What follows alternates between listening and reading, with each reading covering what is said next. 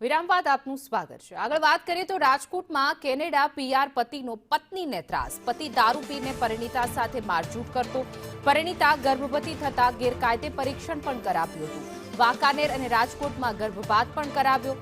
થાઇલેન્ડમાં મારઝૂડ કરી કેનેડા ભાગી ગયો।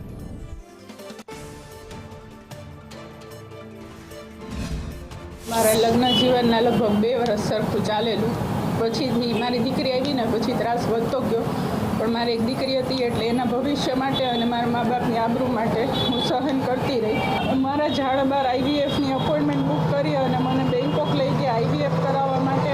અને ત્યાં આઈવીએફની ટ્રીટમેન્ટ ચાલુ હતી। એ દરમિયાન મારી આરે ઢોરમાર મારી અને જો મને દીકરો નહીં મળે તો તારું શું કરવું ને હું ઘરે જઈને જોઈ લઉં છું।